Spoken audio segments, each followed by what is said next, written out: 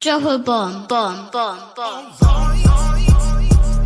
Back with a vengeance. KG's back with an entrance. Big up to those in attendance. Look at that. Reds come together like Tetris. No rules, this one's reckless. KG, this one's crazy. You're too lucky at that. None can compare with the KG Don. Better take cover when he drops that. Bomb, bomb, Going on reckless, just it's on. It's that time when he drops that. Bomb, bomb, bomb.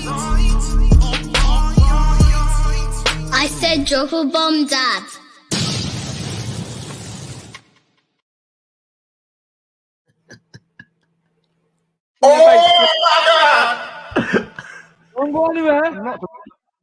Do not move, people. KG is not here, obviously, for obvious reasons.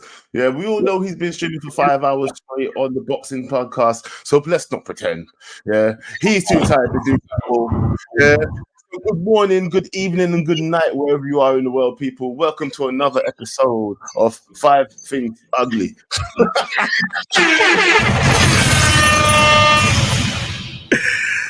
Like I said, yeah, we got a show for you tonight. Yeah, I'm telling you, what we went through today was just heartbreaking to say the least. And finally, I think we're going to talk about giving Erik ten Hag the last side eye. Yeah. I'm feeling about 10 people.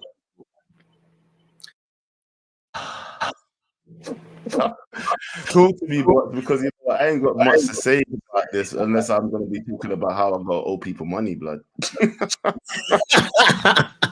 Bro, I want to say we can't even say Merry Christmas because the Christmas never came. We got hammered by the hammers, you know, and I'm just disappointed. I thought like maybe we could build off of Liverpool and the fight that we showed in that game. But bro, this was just beyond embarrassing. This was just a total shameful display on. Come on, these guys couldn't give us a nice little Christmas present, you know, even just a draw or something. But my Lord, I just don't even know where to start, Joe. I want to say, hit the like button. The trauma that we went through today deserves you to take the moment and hit the like button. KG, look, like what's going on? Listen, people, KG has been streaming all day. Yeah, when I say all day, like give the man some credit. He needs some sleep. Right? If you read some people know what he could be doing. Yeah. Give the man some accolades. Yeah, he needs to get some sleep, people. Exactly. Yeah, but you know what? Let's talk, people, because you know what? It's kind of a mixture of 5 things deep and the good, the bad, the ugly tonight. We're gonna mix it up a little bit. Yeah. So it's only 5 things ugly and 5 things bad, Joe. 5 things ugly. What I feel right now is that we just have to get through it because the community needs to speak on it. I feel like the community definitely needs to speak on it. Yeah. And yes.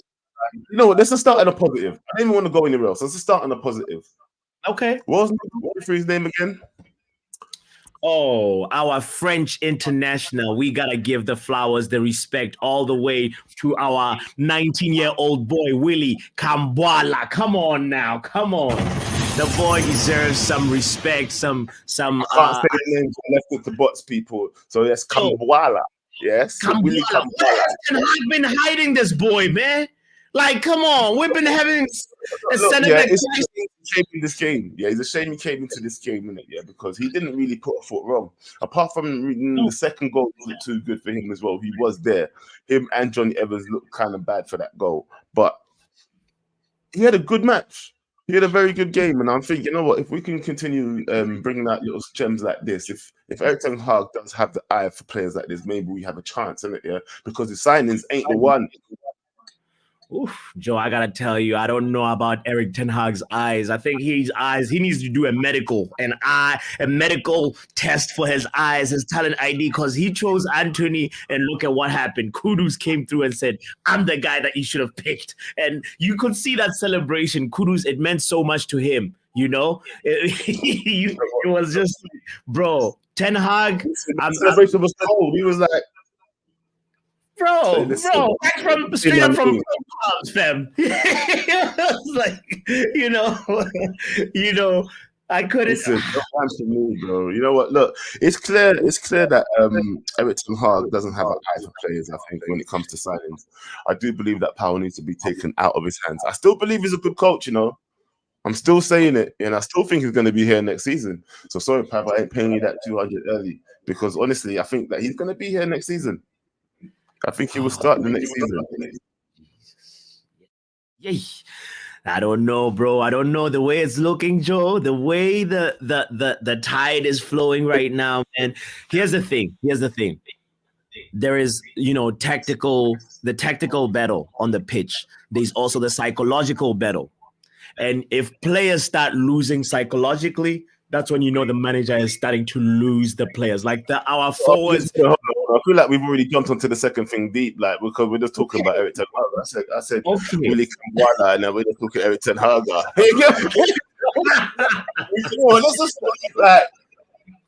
just say Willy Kambwala's yeah. Second thing deep, Eric Ten Hag is a waste man right now in most people's eyes. That's true. Yeah. Yes. Is that the truth? How do you feel right now? Because in-game management is what I'm worried about. I feel like we do have a decent style of play. We are actually creating quite a bit of chances here. If we were a little bit more clinical, Garnacho had about 3 or 4 chances just in the first half. Yeah, but are we clinical enough to finish these chances? So this is why I'm saying he's a good coach. That's why Ricky's asking me, good coach, where, Joe? Yeah, how? Yeah, I'm telling you, bro. I think he's a good coach in terms of what we develop on the pitch, but I think his in-game management needs a lot of work. It's mad. I mean, he learns every time he makes a mistake, but it's like we're going through too many mistakes before he actually gets it right. I think that's where everybody's getting frustrated. Honestly. He needs to sit down and really just grill these players. Here's the thing. I remember when I was listening to Rio Ferdinand's podcast, I think Vibe 5, and he was talking about when they had Van Persie in the team and how the manager specifically said, if you have space, you have to be looking for your front man. You have to be looking for the guy who's supposed to be getting you the goals, right? And right now, Højlund he's not even being served, fam. He's not even he's starved. He's impoverished, Joe. I don't even know how he's going to even improve when he's not even given a chance to actually take shots at goal. One pass, combined pass from Anthony and Garnacho, that is horrible. That is just horrible. Like, we cannot. It's not a way that I think we can move forward. That front line is just psychologically lost right now. They don't even trust themselves, bro. Guys, big up to everybody that's tuned in right now. Hit the like button. Make sure you subscribe if you haven't done so. It's the 5 things bad and ugly. Watch this comment. DJ Vic. After you hit the like button, though. It is what it is, bro. KG is tired, fam. Like, let him be. He's been streaming all day, 5 hours. Yeah, listen, you can still call in. You can still have you say, we might not be it, but at least we're here. All right? Come on. Yeah, it's just like a horrible display of in-game management, and also the lineup too is just like, I understand from our 5 center backs, I think 4 are injured / ill, and that is just like the worst crisis you can have. As a manager, I want to just say, Ten Hag, bro, you've been very, very unlucky, but it's also you're making it hard to defend you with your selections. You're shooting yourself on the foot, fam. That's just my feeling on his just game management, lineup, and tactical, performance. Moyes served him. Let's be fair. Moyes deserves his credit. Moyes played a good game, and you know what? This is probably what makes it worse for a lot of Man United fans looking at Moyes. Getting beating us. Are you not? Are you a little bit just aggrieved, a little bit pissed off looking at Moyes on the sideline? Like, Yeah, he was so happy, bro, when Kudus scored that second goal. He was like, "That's it. It's a wrap. We've won. It's done." Yeah. And I was, oh, bro.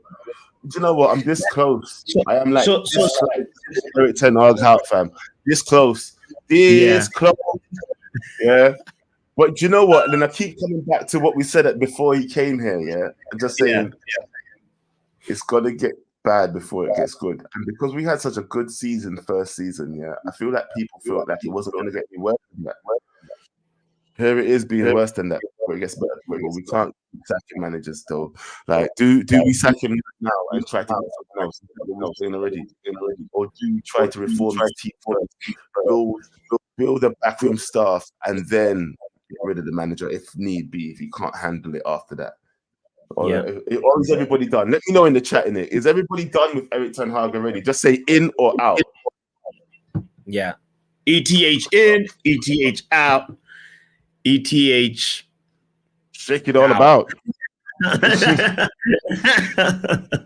Bro, Dwight York in the building. Shout out to you. Make sure the link is going to be posted in a few minutes. Please call in. We want to hear your thoughts.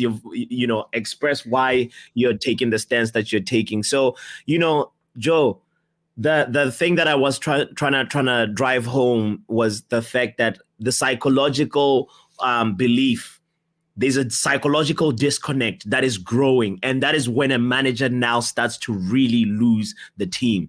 If you as a manager cannot rally your team to 78 minutes, bro, we're 2-0 down. The guys gave up. Psychologically. Did you see that short from UV from Flex? No, which one? He spoke to Wan-Bissaka after the game. Okay. What did Wambi say? If you haven't seen that, people go check it out. Yeah, Flex speaks to Wan-Bissaka after the game, man. It's almost heartbreaking listening to the players talk the way they're talking, because there was no sound on the original video saying it, but he was describing what Wan-Bissaka was saying and how he was feeling. It's like, bro, Flex even said to him, "It all needs to restart, bro. It all needs to restart." And he said it to him almost on like a shit. I didn't mean to say it to him like that, innit? Because you're gonna hurt man's feelings saying that, "Oh, we need to restart the team." Like, talking about you, man.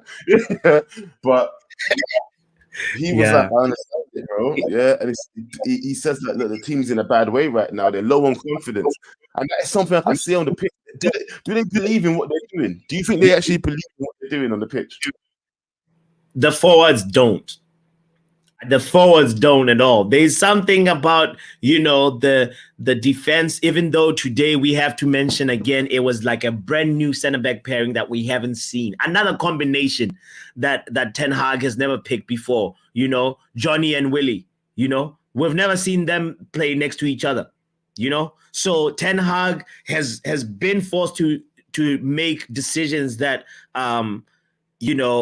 this is a decision by force, pretty much, by circumstance. And so I understand that. That's why I have a little bit of sympathy for him, even though I'm still questioning his in-game and a man management as well. It's not looking good, Eric. It's not. Sean Coleman is 10 games. You know what? The way I see it, yeah. Who did you say is incoming? No, I'm not gonna say the name right now. No. No. I'll tell you right now, yeah. Yeah. I don't think we should get rid of Erik ten Hag before the end of the season. I don't know about you, boss. Where do you actually sit right now? Yeah. Are you Erik ten Hag? Erik ten Hag in? I'm not Erik ten Hag out. I'm not. This is why, because I know that a rebuild is a long journey, A rebuild. Can you hear me? Have I got mad echo? Yeah, your connection has been moving like the Man United forwards today. Like it was fine before we started the show, and then next thing it just goes back to old Joe settings. You remember? Oh my God! Yeah, but the thing is this, Joe. Here is why. Hear me out, okay? I always go back to the example of Sir Alex Ferguson. I know it's different times, but we have to look at that for some perspective. We need to look at the situation and zoom out. We understand right now the players are not really showing us any fight, for sure. But remember, Sir Alex Ferguson, when he took over in 1986, right? He finished 11th, and then he went to 2nd. And then it's like, yes, I'm sure everybody, Man United fans' expectation after Sir Alex Ferguson goes from 11th to 2nd is top 4 minimum. But no, Sir Alex Ferguson went to 11th in 1988, 89.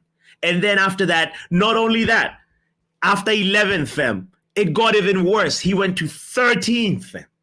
So that's how a journey of a rebuild, a journey where like a club is now starting to, actually form a connection with a manager. We need to go through a very, very tumultuous, uneasy ride. That's how a rebuild is. We cannot go back to the same cycle that we've been doing, firing managers, getting a false boost that dies down. Well, all we're looking for is a honeymoon if we fire Ten Hag. Whether we get Darren Fletcher in or McKenna or whoever, we're just going to get a honeymoon that's going to eventually die down.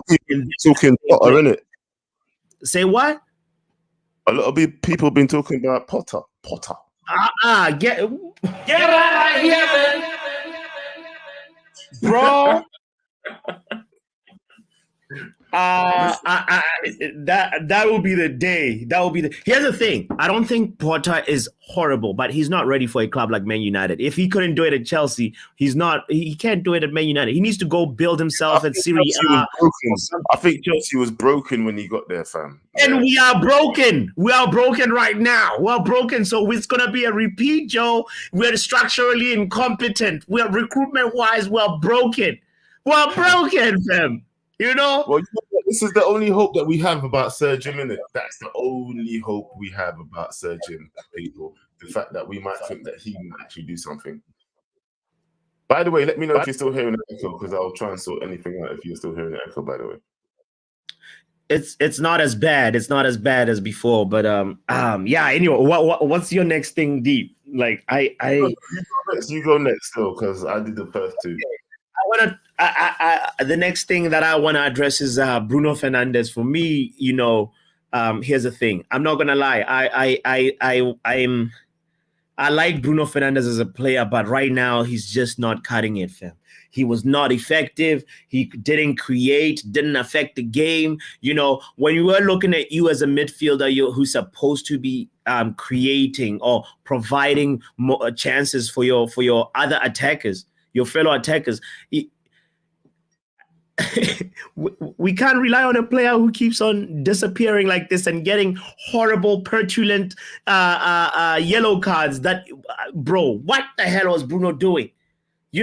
I'm almost feeling like partially part of it's systematic. It's like his partners are not as good. At school, if you're given, let me land. If you're given a group project and some people are not pulling that weight, you're the one that's just like, coming up with the ideas or doing everything, and nobody's showing up to the even. You know what I mean? They're not showing up to the group meeting. Too many is the equivalent of that. Look, the thing is, but this is the thing. This is why Erik ten Hag is getting the bombastic side-eye time, because you're like, man, why do you keep picking this brother? What's wrong with you? Yeah, okay, we know he's bad. You should know he's bad as well.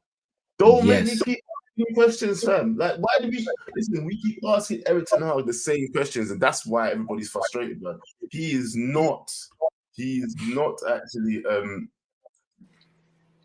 I don't think in-game management is his forte. It's like when he picks his first team, that's it. That's the end of it. He picks his team and you're playing at least 8 minutes.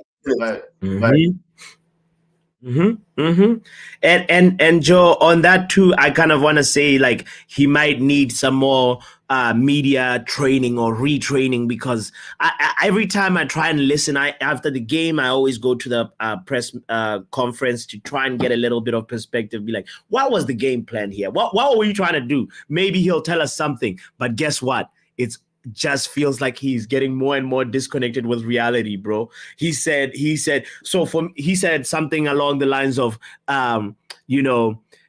we were more or less good in and out of possession up until the 72nd minute or something like that when we fell asleep. I was like, Eric. What is that? What kind of analysis is that? Bro, we've already established that our manager is a liar. Yeah, he's a liar. He's a liar. Yeah, we all know he's a liar. Yeah, straight up and down. Like, let's just face it. Yeah, but what I can't stand is the fact that he keeps beating around the bush. I think ever since the Sancho thing, he's stepped back a little bit from just telling the truth. Like, just be real, bro. We was rubbish. Yeah, if you think that's good, then there's another problem. There's another problem. You know what? It's not actually wrong though. I did say that Garnacho created about 4 or 5 chances in the first half. Well, he got 4 or 5 chances in the first half, which he didn't finish. Yeah, or find his man. Yeah, why do you keep going up with your numbers? You said 3 or 4. Now you're saying 4 or 5. Soon you're going to say 5 or 6. It's not. It was 2 or 3, Joe. It was 2 or 3. Now let me go watch the thing back again. Yeah, it was about 4. You watching, bro? I'm gonna settle on 4. There was about 4 chances from Garnacho in the first half. Am I lying? We're going to need a reckless delegate to come and clarify this because I'm not gonna let it go. I'm telling you, there was about 3 chances. Yeah, there was at least 3 chances from Garnacho, and then another chance where he should have crossed it. Yeah, but he didn't. Well, he did, but it was rubbish. Yeah. So we had chances in the first half just from Garnacho alone. Yeah. I think we should have done a lot better. Yeah, being clinical is a thing. We need to be a lot more clinical. Connor says he had 3 at the most. There we go. It's gonna be a hard watch, but I didn't want to paraphrase his words. Here is Erik ten Hag's actual words. He said, "We were dominant, but we didn't score. We were in total control, in and out of possession. We gave them nothing until the 72nd minute when we switched off." Oh, listen. I read this. Papi, are you listening with your system speaker or an earpiece? If it's your system speaker, the echo is coming from your end. You need to use an earpiece or turn down your laptop audio level. No. Okay, let's see. I'm gonna make an adjustment and see. Maybe. Thank you, Uncle. Thank you for that. IT. Uncle that connected, you know. You see how I had to move the picture and thing? You get me? He's gonna school me. I was being a bad boy with my connection, but you know that's the thing about it is Erik ten Hag's analysis of the game and take of the game. It makes me feel like anytime we're at 0-0, he feels like we're in control. That's bro, wake up, Eric. Check your eyesight again. We need somebody who can see and smell that we're in danger. That game, 4 minutes in, Newcastle had the first chance. You could see that this is not gonna flow in our way. Especially Joe after that Garnacho one-on-one flop. Ten Hag doesn't see the danger, bro. It's like he just doesn't he thinks it's gonna be all right. Yeah, and this is where I'm starting to get a little bit itchy now about the whole situation, bro. If we get better players in after we get a good board above him, that starts making decisions for him, and he still doesn't perform in the pitch in the first half of next season, he can go. Bro. Erik ten Hag has got into the first half of next season. Yeah. If Ineos comes in and does something proper until the middle of next season, then you know what, we've got to start looking at him properly and thinking, what is he actually doing here? Yeah. Okay. 3 seasons. That's the way. I think that's the way we have to view it. It's like he made a mess. This season right now has been atrocious, and now clean it up. That's where I'm at with it. That's really, I think that clarifies my position on Ten Hag. He has to clean things up. And I want to give him that opportunity when he's able to pick his best 11, when he's able to actually have players that he brought and can, we know as a fan base that they can play or closer to his system. You know, the Martinez is back. We want to see a sharp Casemiro in there, maybe with Kobe. And then that's when you can say, Ten Hag, you know, we've judged you. You've been given enough time. You've been given even a lot of backing. You know, it's time, you know. So that's where I am with it. We'll see, innit? Because the time will tell. But you know, it's funny that the conversation keeps going back to Ten Hag. Have you not noticed that? It keeps on going back to him. He has to take most of the blame. Your third thing deep was something else, and it still went back to Ten Hag. What is it? What is it? Right, it just goes to show what's on everybody's mind tonight, bro. Ten Hag is the one, really. But you know what? My fourth thing deep, Yes. Bro, it's very apparent to me now that we don't have a second gear, let alone a third gear. We have one gear, neutral. We literally play our game in neutral the whole time, fam. The whole time we play in neutral. Are you saying we're one speed? You know, we're a go-kart, blood. Yeah. We are go-kart. We're trapped. You know what? Yeah. Sometimes looking at us playing, you're like, we don't press as a team. We don't, show individual brilliance anymore. You know, even in the Oli season, you can say at least there was individual brilliance. Now that we're playing systems, it's like nobody's shining. Nobody's doing it. I mean, you get the 2 odd goals from McTominay every now and then or whatever else, but the players that are put in their positions ain't doing their jobs properly. And that's what I'm seeing. Yeah. Look at Nick's comment. We play like a milk float fan. Bro, thank you, Nick. Mario Kart FC. Our team is in the mud, you know. One speed. Bro, let's face it though. No. Let's be real, innit? But yeah. When you see us play, how do you actually feel? Like, you know, in the first couple of minutes, I was like, okay, at least we're handling the game well. We're not getting moved to. But then as the game goes on, you can see that we're not in control of anything. No. Did you really see at any point we was in control of that game? I thought, if anything, maybe out of possession, we were slightly better than in possession. That is my view on it. You know, is why I say that is because both teams in general were not really creating really goal glaring opportunities, except for that one-on-one. Really, Garnacho should have buried that one. But like, you know, it took a while for both keepers to really be tested like that. So out of possession, maybe defensively we're all right for the first half, and then a little bit patches in the second half, and then we just couldn't get to the second gear. I like how you put that. There is no second gear, fam. We can't get to it because it doesn't exist. Yeah, it's like we try to play the slow tempo game, and there's no when you watch Liverpool, they slow the game down. And then there's a mad burst of energy. In fact, there's a lot of bursts. They're basically energy until they feel like slowing down. Do you know what I mean? And when I watch that kind of football, I am jealous. I am fully jealous of what Klopp does over at Liverpool. And I shouldn't be saying it, but it's true. Yeah. I don't like the football that we're playing. We don't press. At least if we was pressing, if we was maybe. That team that created bare chances but was missing all the time. We create a good number of chances though. That's the only thing that I'll give Ten Hag. Something about his football is creating chances. You say good number of chances. I gotta not let that one go too, Joe. Listen, we can argue if you want, but no. Listen. Put the goals aside. Let's just look at chances. Okay, look at Spurs? Spurs create chances for fun. Spurs never finished 90 minutes with more than less than 5 or 6 chances created at least. Right now we're talking about you are hanging on to these 3 chances that we created, and trying to be positive about it, which I appreciate. But bro, we are no chance FC, bro. We are the team, whether we're not clinical in those 3 chances. This is West Ham. We have to go there and create chance after at least 7. Come on. Is that a lot to ask for? No. 7 chances? Give yourself a bond. because it's not too much to ask for, yeah. But you know what? Yeah. I ain't even gonna go too much more into it, yeah.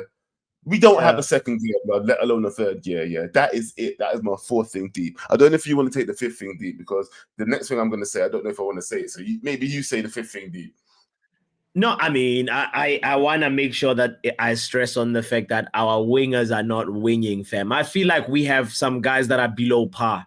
And I understand Garnacho is still young. He's still learning the trade of actually what being a starter means. But right now, he looks. What about Onana? What about Onana though? Onana, we can't forget Andre Onana. He's also like one of those. He's Andre Onana, bro. I don't even know. Somebody in the comments said, "Can we please get Mary Earps? She's an employee at Man United. Can we please get Mary? Because I'm done with Andre." We need to start asking. I can't wait for AFCON. That's mad. I can't wait for AFCON, fam. Like, forget. Like, I want to see someone else play in that position. Honestly, the thing about it, I feel like we defended well. You know, like teams will always create chances. Yeah, that's why I felt bad for Kobe and I felt bad for Willie. What's his name? Cambuala. Cambuala. Yeah, because I felt he had a solid game. Apart from obviously Mainu making that mistake that led to the second goal, and Cambuala as well was also not innocent in that second goal, standing there with Evans. Do you know what I mean? They both could have done a little bit better. But Onana, bro, it's more Evans than Cambuala for me. But I hear you. Evans is more comfortable. He was the closest. You know? Yeah, but they're both complicit for me. You know, I feel like if certain other people read the game better in order to position themselves better in order to intercept balls like that. You know what I mean? Yes. Yes. At the end of the day, you know, sometimes even Harry Maguire will get a foot into it and it'll be an own goal. But it is what it is. Do you know what I mean? At least he's there. But it ain't what it is, Joe.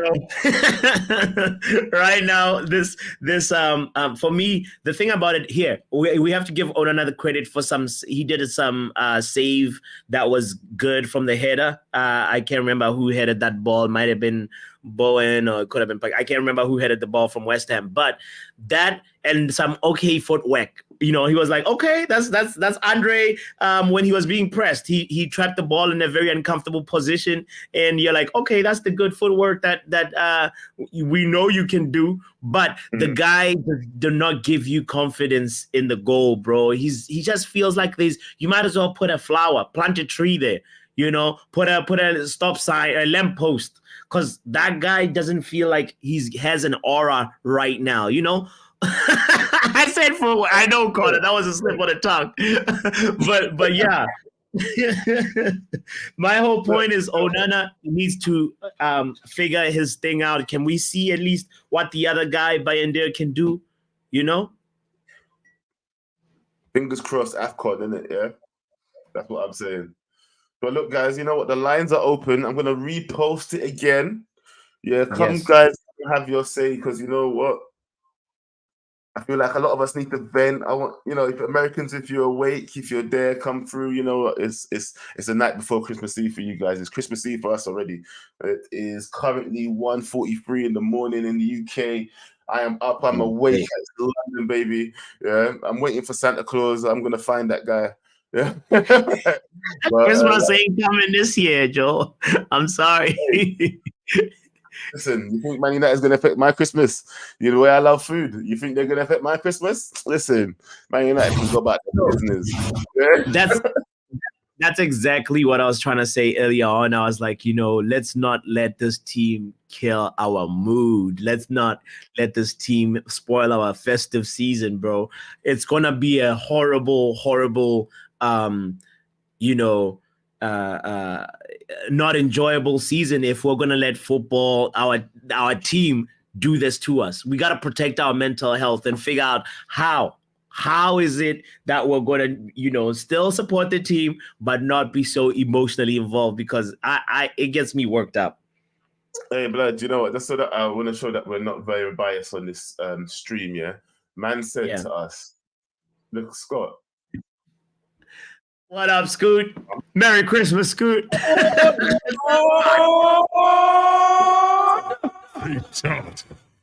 mean, that's nice. I mean, that's a nice thing to say, isn't it, Scott? You know what I mean? It is what it is. Yeah. But look, you can't be everybody's cup of tea at the end of the day, innit? Look, we're covering for KG. He was doing a full day of streaming today, people. You got to give respect to what he's doing. But look, people, like first callers in, we got 4 people waiting already. Anybody else? The link is in the chat. Join if you want to. Let's go to the first person that came in. Let's go to Charles. Charles, what you saying, bro? Yo, Wagwan. Wagwan, Charles. Sack the manager. Woo! Straight away. The manager, bro. I don't know. Why? Actually, I'm gonna just be very calm right now because although I want him gone yesterday, he isn't going anywhere. Truth be told, until Ineos come in and the whole board thing is yo Hunter, yeah, bro. This guy. Yeah. All right, back to what I was saying. Back to what I was saying about the manager. He's not going anywhere until the board members are all sorted and everything. So, yeah, Erik ten Hag has a stay of execution. But saying that you should give him to the beginning of next season, that is criminal. So you don't think he's going to be here next season? I don't think he should make it through this summer. Whoa. Okay. It's not just this. Look, do you take into the... I feel like people are very reactionary, and I am a very reactionary person as well. Like I keep saying to you guys, I'm this close, in it, yeah, but I keep on reflecting back to before he came, and I keep on saying, we all said we was going to go through the bad times with this guy, and we was going to give him the real time that a manager deserves. Do you feel like the way he's doing right now deserves him to be fired? Like, that bad? Like, we're not Chelsea. We're not down in 10th, 11th. We're not floating around there. Yeah, do you really think he deserves sacking now? He's had how many months? He's had how many preseasons? He's spent 400 million. Like, when the guy came in, we were all here talking about we're going to win the league, bro. Like we all trusted this guy. You can't say the Man United fans didn't back him. But what we are seeing, this is bad. This is like you said, when all the players come back from injury, you're not even thinking anything is going to change. Yeah. And this is 400 million's worth. Like, remember when Arnold was sitting down talking about we've blown 1 billion and I can't see it. We've blown another 400 million, bro.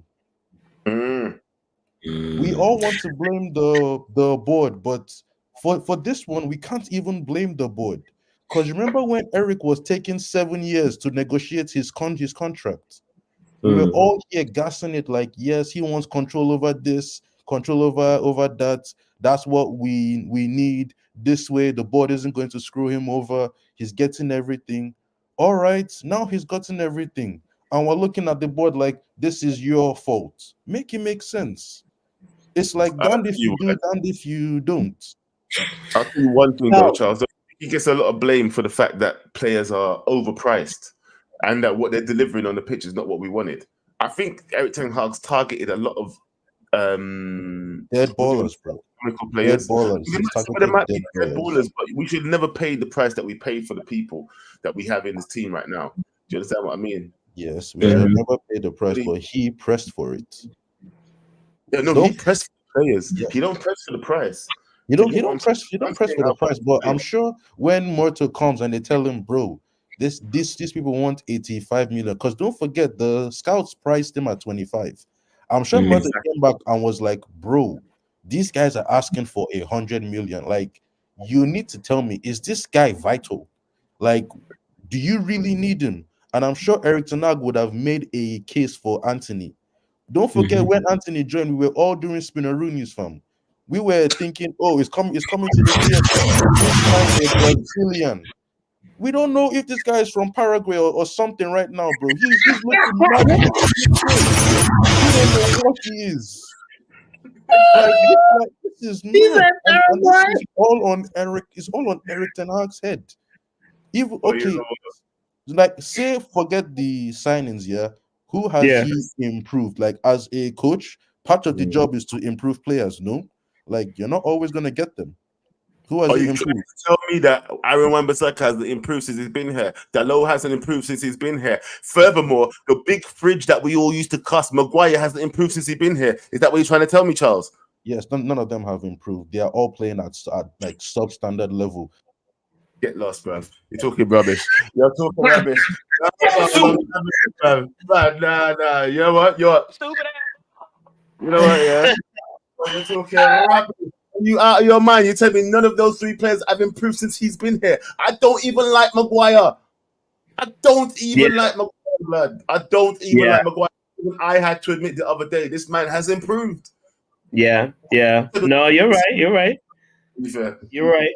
Also, the first thing that Charles mentioned was like, none of the players coming back gives you confidence. I want to just say, Charles, have some confidence. I know Martinez is going to have a really, really positive impact on our lineup. When he comes in, we will start seeing those line penetrating passes from a center back who is press resistant, who, is also very, very vocal and very aggressive and brings that camaraderie that we need, that psychological belief that we need, that we won't get scored in, we won't concede, you are in charge, so I think Martinez, you should have confidence, Charles, on Martinez. When he comes back, we will be better.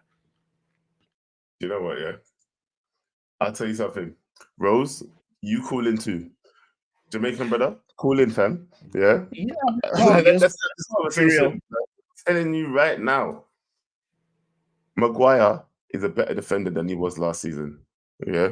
I actually don't feel, the instant fear that you have when you see Onana in goal is what I used to have for Maguire last season. I don't have that instant fear for him no more. You can't tell me that he's not an improved defender. He surely is one of them. He's actually the advocate of our team of people that have improved under Erik ten Hag.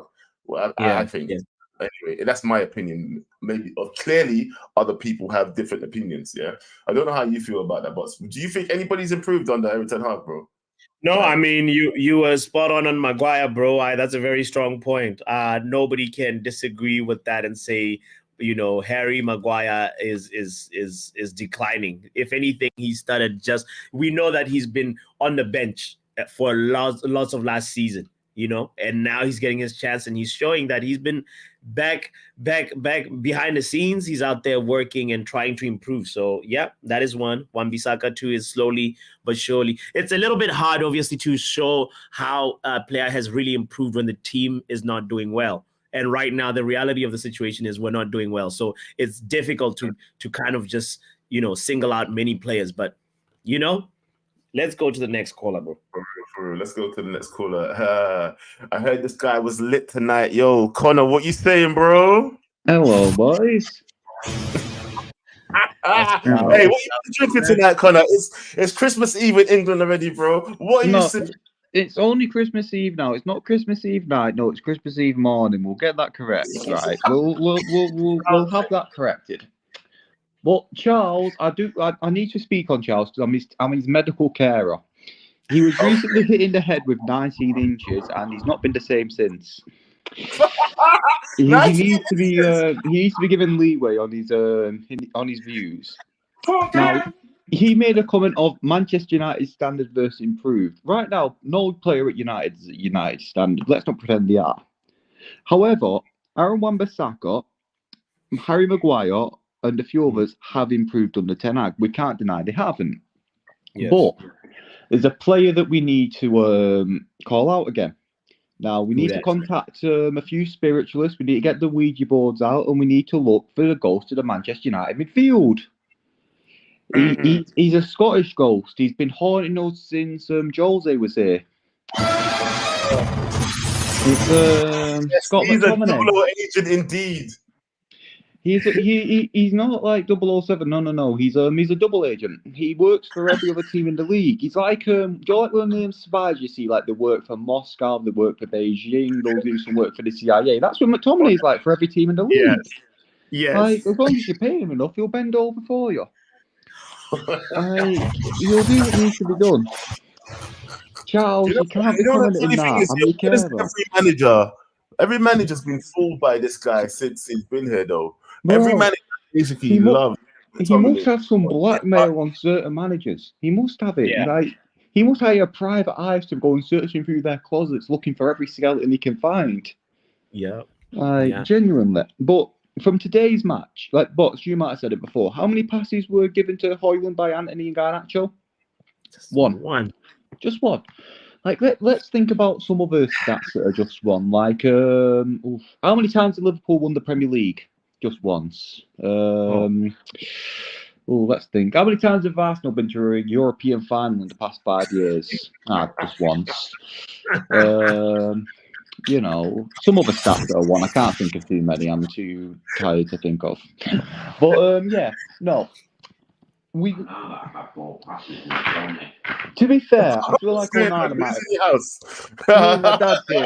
My dad's here, but I feel like Onana might have played the ball to Højlund more than them two might have actually. Has he? I'm not sure. It's a chance we might have thought about. But yeah, I feel like United, being this what's his called, Ivan Toney, we go get Dominic Solanke from Bournemouth because he scored an hat-trick today. When was the last time a United player other than Ronaldo scored a hat-trick for us? I think it was Rashford in the Champions League in COVID years, wasn't it?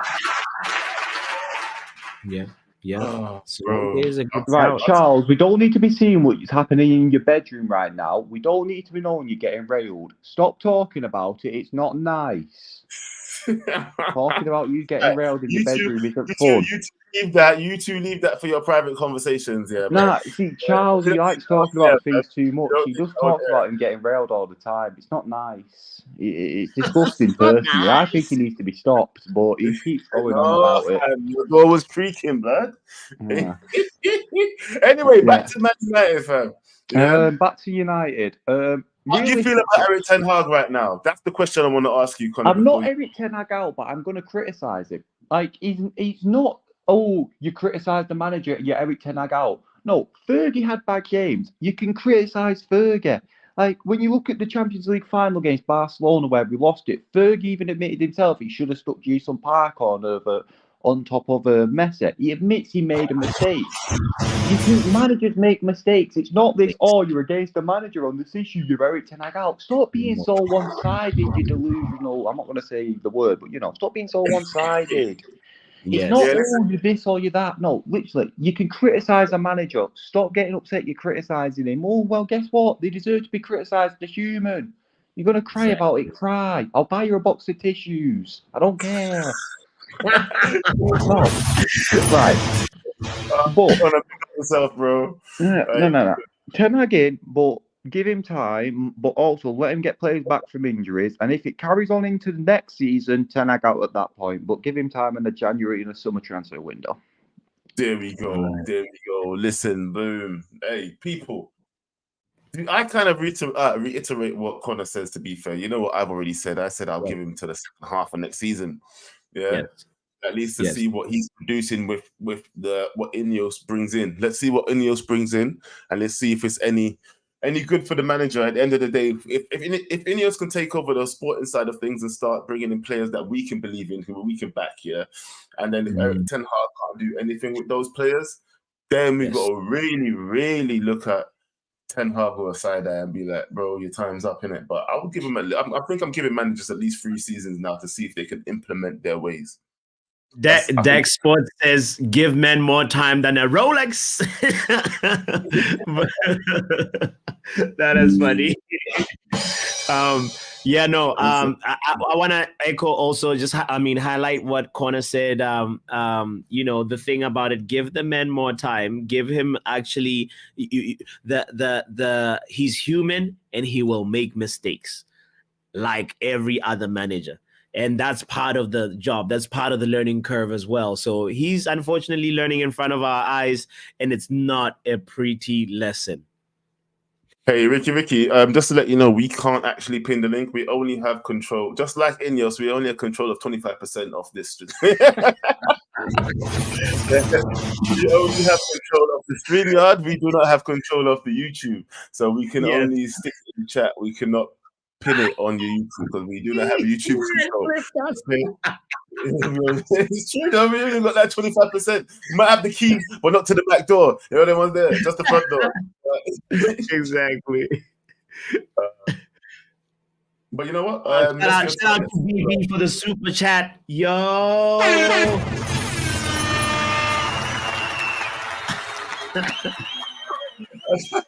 I don't know. I shouldn't even read it out. But big up Shout out to you anyway. All right. Right, who's next? Let's bring in the next caller. Dwight York 2. All right. Talk to me, younger York. What's going on, y'all? Big ups from the United States. Where you calling from, people? Which part of the US? I'm currently in Mexico right now, but I'm from the West Coast. Come on. We're in the base in Mexico, yeah? I had to fly down here to Mexico with the family because United was just destroying my life. Yeah. You're like KG. As soon as something goes bad, you take a flight. I gotta go. Fam, even on holiday, they're destroying my life. United. Let's I mean, he's on a plane right now. Yeah, he ain't coming back till New Year's. Oh, Lord. So let's talk.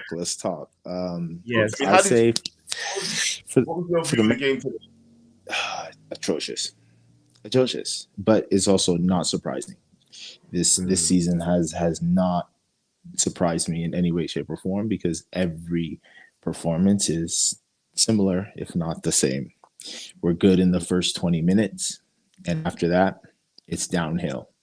I mean, I played almost up to pro, even semi. I was a center forward, and Okay. I'll start with Ten Hag. Like it's okay to criticize managers. That's fine. Yes. Even the best managers make mistakes, but also the best managers learn from their mistakes. The best managers do not consistently over 8, 10, 12 games make mistakes, the same mistake. Players have improved under Ten Hag. Yes, maybe 2 or 3 players have improved. Now, you have to take a step back and look macro.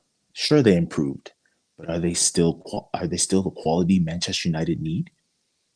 You can improve, but still not be the standard that we need, which is the reality, right? I So agree that's with that 100%.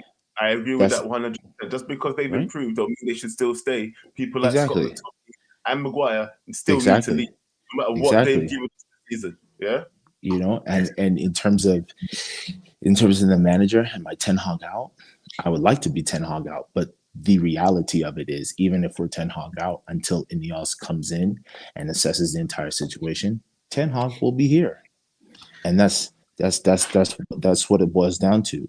And so Yeah. when we say we can criticize the manager, we can, but it's not just the manager, it's everybody across the board. It's a manager for his signings, it's a manager for picking who's on the field, it's a manager for training. What I see on the field tells me what's going on in training is what should be going on. How is it that you're good in if we're not clinical finishing, putting the ball in the back of the net? And if we were clinical, that first 20 minutes where United's always the best, we would put 2-3 past. We put 2-3 past the team, or at least build a lead, and then we can work on defending, forcing their hand. And if they're forcing their hand, then we can counter up our. Like if we were clinical at finishing, we'd be able to do that. But our wingers, the fact that they don't pass to Højlund, okay, fine, but then pull your weight and score, which they don't do. Yeah. Højlund is young. He can get better. Is he worth 70, 80 million? No. However, as a forward, if he can't do it himself, then he also needs service. And if he's not getting service and you're not utilizing the strength of your asset up top, then why do you have him? Why'd you buy him? And also, why are you not talking to your wingers to utilize that asset? Because they're not scoring goals. Anthony hasn't scored a goal in God knows how long. The guy only has a left foot, and for 100 million, you can't even attempt to use your right foot, which tells me they're not doing it in training either. So I'm asking what's going on. You know what the funny thing is, yeah? You know when you speak about our team, we don't like our team, do we? do we like our team? No, like fam. Listen, we love our team. We just don't like the performances that they're putting on. We don't like how they're representing us. It's like your family. Something you got family members that you love, but sometimes when they show their ass at the party, you don't like how they're representing the family, but you love them. Yeah. So not always true. There's some players, there's some members of your family that you like. That's not my family. True. You try to hide them, But what is going to have to happen is Ineos is going to come in and they have to assess the situation, and they have to address whether we want to just use the transfer windows like most teams to buy players, or if we want to use the transfer windows effectively to also sell players. But everything that we want United to do, we can't, because we don't have the correct structure in place. United is structured as a business. The fact that we're on the New York Stock Exchange means we are structured as a business. And if you're on the New York Stock Exchange, the point is to make money for your stockholders, period. Not football. But it's funny for the billionaires, because it seems like they don't understand. If the football is good, then that means stock price goes up, which means they get paid more. So come on. They don't understand people, bro. They don't understand. So why wouldn't they put more money to that? Why wouldn't they want that? Why wouldn't they want to get the best coach, the best DOF, the best CEO, the best who know football? Go get the right people who know football, instead of like putting the man them in who don't know anything, and you're just plugging them because they're your homies. Pause. Bro, he's just plugging them. Hey, yo. Pause. Major pause alert. Of course, honestly, major pause. They're just happy to take the money, bro. That's what they was happy for this whole time. They were happy to let it tick over and just get dividends. That's it. So everybody always is like, "Where's the blame?" The blame is from whoa, stop. Yeah. Pause. Yeah. Stephanie, are you telling me we only have 7 likes? No. I think that's on my channel, because we're co-streaming to my channel. So guys, go to my channel too and get the likes up. 7 likes. Still, right? It's atrocious. Smash up the like button. Don't go anywhere. Don't go anywhere. But big up yourself, bro. You go somewhere. Have a good night, bro. Enjoy the sangria. Enjoy Mexico. And I saw his picture. You're right. You go. You want to say anything to anybody? You say what? You want to say anything to anybody before you jump off? Are you a first time caller? No, I've called in maybe once or twice. This is my first time on KG's channel, though. Nice. Okay. Enjoy your holiday and Merry Christmas. Yes, sir. Send me off. Try and make it merry. Right, bots. Yeah. I interrupted you there. Sorry, I interrupted you a little bit to get him back in. What was you saying, bro? No, he dropped a lot of truth bombs, bro. And I just, I was just applauding him. And I was gonna say, because I saw in his picture, he was like, juggling the ball with his right foot, and I was like, brother should come play for Man United. All wingers are not. I know. He should come for trials. These days, man, that's all it takes. We see somebody do one skill, and then we want them on the team. This is what we went wrong with Anthony Blood, yeah. That's about. We saw him do a spin Rooney, and then everybody wanted him on the team. Get out of here, fam. Yeah. No. I hear you. Let's go to the next one. What is JV saying? You want to read JV's comment?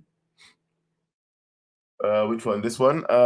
Because you're just a commercial that keeps on making money, that don't care about winning as long as the P's come in. Wake up, people. It's true though. We are. I mean, I'm never gonna stop saying this. Klopp called us a Mickey Mouse Club, fam. Klopp said to us, "You man are a Mickey Mouse Club." That's why I never came in it. They came there. They had this, they had the bells, they had the whistles. They talked about money. They talked about social media, but they never spoke about football. Yeah. And this is where we are falling short. We don't have any football people in football positions. But fingers crossed. Yeah. There's light on the horizon. We'll see what happens when Ineos comes in, innit? Yeah, I mean, a lot of people are Ten Hag out already. Like I said, I'm close, but I'm not there yet. but we'll see what happens over time in it. Let's jump to our next caller. Mhm. How do you say this name? Because I don't want to be rude. How do you say this name? Nyasha? Yeah. Yeah. What do you say? Well, go on, Big Nyasha. You say. I am good, bro. I am good. How are you? Where you calling from? Bradford. Bradford. Yeah, Bradford. Is that Bradford in America? Yeah. No, Bradford in West Yorkshire, bro. I was thinking England with the American accent. Big up yourself. Hey, what's up, What guys? are you saying, bro?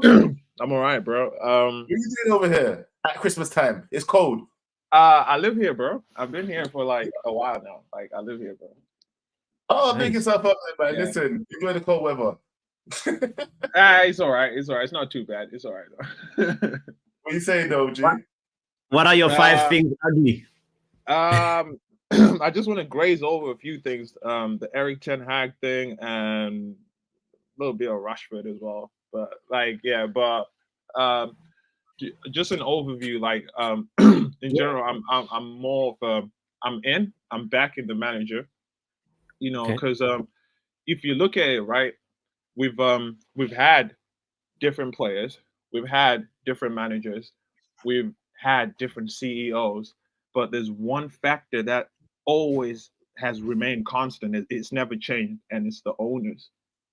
And for people to come out and say, "Oh, Ten Hag needs to go," Yes. now I get it. Like, yo, I'm pissed off just like everyone, bro. I want the guy out. You know, I mean, you know, right after the game, obviously, right after the game, I'll be feeling like, yeah, he's got to go out. He's got to go out. Yes. Yeah. But once you kind of like, yeah, you know, you're a United fan, bro. I've been a fan for a while. I've seen this shit show for like 10 years, you know. So, you know, but when you look at it, you're like, out of all the managers we've had, he seems the most competent. Like, you know, Mourinho, yeah, he was good, but I think at United, you know, he did well, but no one was backing him, bro. Oh, bro. You're Eric Ten Hag in, right, Nyasha? Yeah, I am Eric Ten Hag in. Yeah, tactically, Eric Ten Hag has been outplayed. Joe and his co-host, his name is Botswana Pappy, by the way. Joe and his co-host are Eric Ten Hag in. Are you guys smoking crack? So, Nyasha, are you smoking crack because you're Eric Ten Hag in? No, I feel, you know, like, I understand. I understand. Like, people are in their feelings, bro. Like, so I understand. Yeah. Like, you should have heard me after the game, bro. Like, I was saying worse shit than that, bro. Like, so I get it, bro. Like, you know, United actually has a hold of my life, bro. So, like, when we're doing bad, like, sometimes I have to just kind of turn it off, you know, because I'm also like at uni, so I'm trying to, like, you know, like keep up with that life as well. Yeah. So, yeah. So I am Ten Hag in, and then Rashford. It's passed over my question. I said, "What you studying, blood?" Sorry, bro. Clinical technology, bro. Then United. So, and Man United, yeah. So, Yeah. Man United, not clinical. Yeah. But yeah, that's you know, I just want to graze on Rashford as well, man. I just feel like I think that whole Rashford, you know, project, you know, like it's just time to call it in. You know, it's just time to call it in because he don't seem like his mind is on it as well. Yeah, you don't seem like his mind is here anymore. So it's like, just, you know, just cut the, you know, the umbilical cord, let him go, because like there's no point having a forward player on one goal, like, you know, at this point of the season. You know, we've seen it a couple of times with him, so it's not like the first time. So it's like, for 350K, yeah, you can go, bro. Yeah, 100%. You know, I'm there with you. You know, I'm actually there. What is he producing?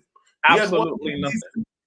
One good season does not equate to be your highest paid player on your team, blood. Nah. Yeah, you know, it's just like the only there's not much difference between him and Sancho. The only difference is he shows up, you know, like I guess, but there's no much difference. Yeah. But Nyasha, who are you replacing him with then? If you want to get rid of Rashford? Who am I replacing Rashford? Right now the trajectory is looking like we kind of going with the youth, because there was, if you look at today's team sheet, there was kind of youth. I'm like, okay, you know, we might as well just kind of, you know, kind of rotate that way and just go with the youth. You know, like I don't mind if we're going through this and we're playing the youth, like I'd be cool. But the problem is we got 350, 250, you know, like all these salaries all over the place. It's like, nah, bro, like, bro, you guys pick up more money. Sorry? No, I'm not saying it's true. If we was doing these kind of performances with the youth, we wouldn't feel as aggrieved as we do because we're spending big money on these big ass players and we're still getting crap performances. This doesn't make no sense. Yeah, you know, like you look at like some of these players that paid more than like, you know, some Liverpool players, Man United players, you know, Manchester City players. You're like, what? Listen, bro? Our wage bill is higher than all of those teams, bro. All of those teams have higher wage bills than us. Yeah. Yeah, it's sad, bro. We're just in the mud right now, bro. We just have to firm it and just, I guess.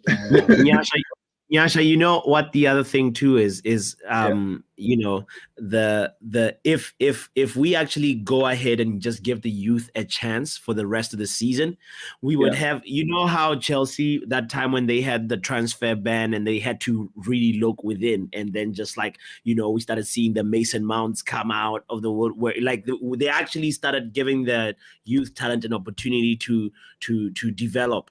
And if this is the way, then, you know, Ten Hag, I want to see that wheelie kid again. I want to see him.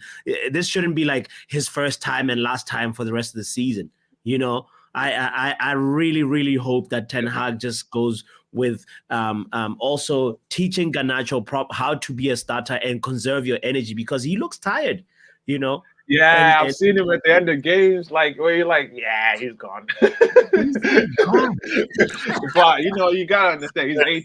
Read that comment real quick though. That's big up for the super chat again, BB. I'm gonna just read this quickly. Yeah, what does both Onana and Michael Jackson have in common? They both wear gloves for no reason. That is hilarious. Big up, BB. So I had to read it out super chat. And they both bad. Yeah, both bad. Terrible. Yeah.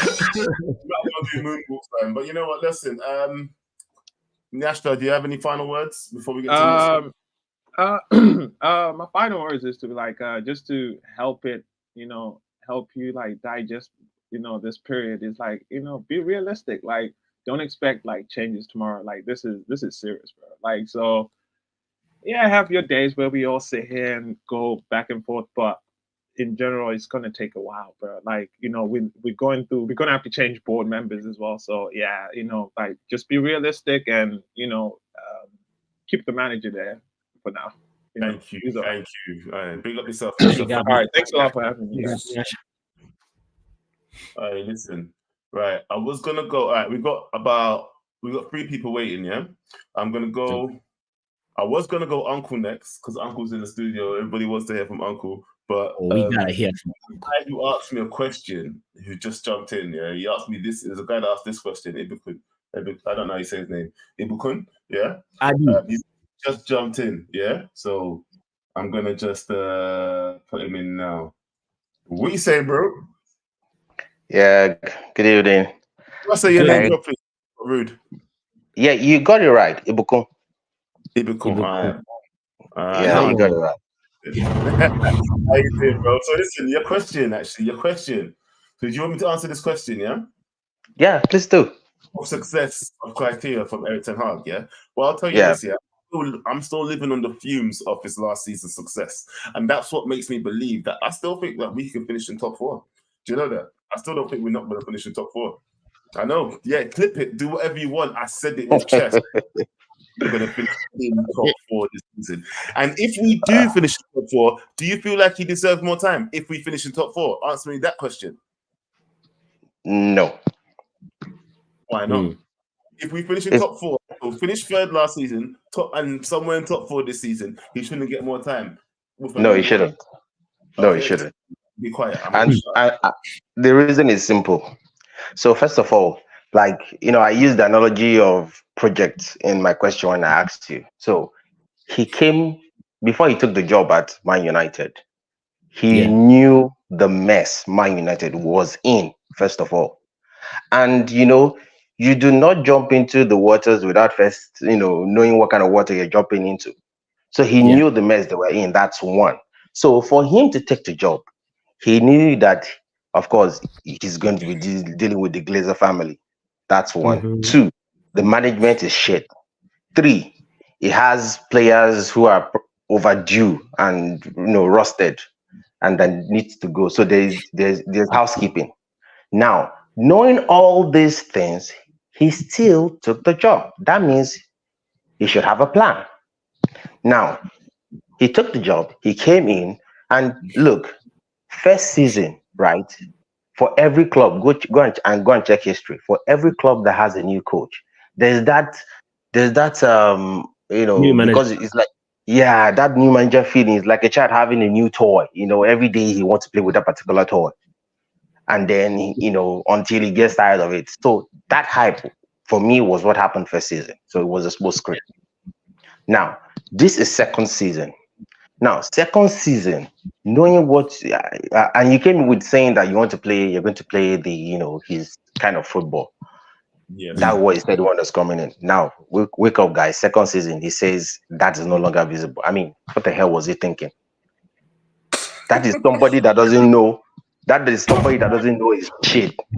Because if you know your shit, look, I'm a business analyst, right? Yeah. And as a business analyst, before any jobs, any project at all starts, the business analyst has to analyze what is the problem, that is, and then where's the gap, and then what do we do to close the gap?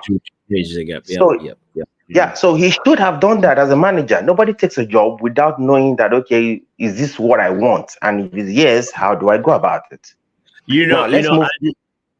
Brother, here's the thing. I see why you think that, and I'm so glad you shared that you're a business analyst. The thing about jumping, when you started, you said you don't jump into waters when you don't know how deep they are. But the truth of the matter is, sometimes you actually do. If you can swim, you trust. You have to know that I have a plan. And he actually did have a little bit of a plan. He brought in somebody that a lot of people were questioning, Martinez. What did Martinez do? He gave us one of the best performances from any Man United player last season. That guy can I shock you? It will be interesting. It will be interesting for you to know that by training, I'm a geologist. Now, let me shock you one thing. Let me tell you something you don't know about water. On the surface, some waters can look calm, but do you know that you have undercurrent in some waters, and when you go down, and meanwhile from the surface it look calm. My brother, with a water that has an undercurrent, if you like, let you be who is the best swimmer in the world, you ain't gonna make it. You're dead food. Phelps or whoever, yeah. Yeah, you can be Phelps, you can be whoever. Yeah. You are dead food because you're going out of your depth. Yeah. So this is the issue with Ten Hag. So all these, and he took the job. Now, moving to another point. Look, fans are always confusing management with management. So there's a difference between board of directors and somebody who is in charge of operations. Erik Ten Hag is in charge of operations. It's not the Glazers. The Glazers do not tell him to buy Anthony. They did not tell him to buy all the players he has bought in. He has the sole autonomy, and he brought in all those players. And I mean, just like Joe said, I mean, Martinez out. Who else? The rest were crap. Maybe Varane, okay. Casemiro, okay. But then again, he has lost Casemiro and he has lost Varane. I mean, the rest are just the rest are just crap. He hasn't lost. Casemiro's injured. No. I mean, even when he's look. If you ask me, Casemiro's performance in his first season was way better than this season. And what does that tell you? A player is not supposed to be appreciating under a good coach. He's supposed to be appreciating. Bro, at one point, Casemiro was our top goal scorer. What are you talking about? That's what I'm saying, that he was a good player when he came in his first season. I'm talking about this season. At one point, our top goal scorer. Agreed. But let me ask you this. Is his job to score goals? Really? What's his primary assignment? Okay. But listen, help the team win. No, I agree. See, look, go? Okay. I'm listening to you, Joe. You want to say something? Beckham not score goals? Midfielders can score goals too, you know. I don't mind. Yeah. You know the funny thing, I actually prefer it where you don't know where the goals are coming from. They could come from over there. They could come from over there. They come from the midfield. You know what I'm saying? They could come from the corner. I love that about certain teams where you just don't know. I agree. See, I'm not disputing that fact. I'm not disputing that fact. Goals were coming from. They could come from anywhere. Aguero could score. Bernardo Silva could score. Do you know what I mean? Yes. You just don't know who's going to score. I agree with you. Now, let me give you another instance just to debunk what you just said. Rodrigo in Manchester City, right? He scores goals, doesn't he? But he does his primary assignment, which is hold that midfield tight. That is his number one assignment. If he scores goals, it's an additional bonus, and we will take it because he's simply, like you rightly said, and I quote you, doing his part to make the team win. Okay. And I agree with you. Now, going back to the other point I was making earlier, look, the Glazers will not come and tell Ten Hag how to set up his team or how to train his boys. So I think we should learn to separate management from, off pitch and on pitch. Now, for the management, for the Glazers, yes, of course, they have a lot of issues. They are not, backing the club in terms of financially rebuilding the stadium, appointing sporting directors that they should have done for ages, and setting up, giving Erik ten Hag a kind of good backroom staff off the pitch to support him. I agree. But for crying out loud, look, do you want to tell me that the West Ham players currently are better than the current Man United players? Really? Do you want to tell me that the current Bournemouth team is better, even though we still have shortages? Are you telling me those players are better than the current Man United squad? Hell no. You can't simply tell me that. Look, you say Erik ten Hag, mentality, real thing, That I'm telling you, go watch that interview that Flex had with Aaron Wan-Bissaka after that match. Bro, they're broken, fam. They're broken. Like, and whose fault? Agreed. Whose fault is that? Bro, it can't just be the manager's fault. It's partly on it them has too. to be the man. Look, okay, let me give you an instance. I want to talk to you because someone's been saying that they want to talk to you for ages. Yeah, so bring in Uncle. Everybody's uncle is a geologist.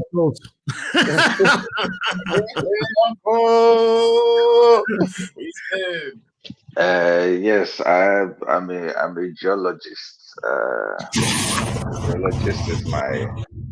Geology is my favorite drink. There we go. What did you want to say? Right, we've got 4 men on screen right now. This is not usually what it is, but listen, you said you needed to talk, so release. Yeah, I had a few things. I have a few things I want to talk about personally, but before I do, I want to say 1 or 2 things regarding what Mr. Ibukun has been saying. Okay. Yes. Like I said, if Mr. Ibukun was alive back when Ferguson was a manager, he would have kicked Ferguson out of the club. Yes. When Ferguson finished what, 11th in his first season, and then went up to 2nd, right? And then by his 3rd season, he slumped to 11th. Yes. And then even slumped further to 13th in his 4th season.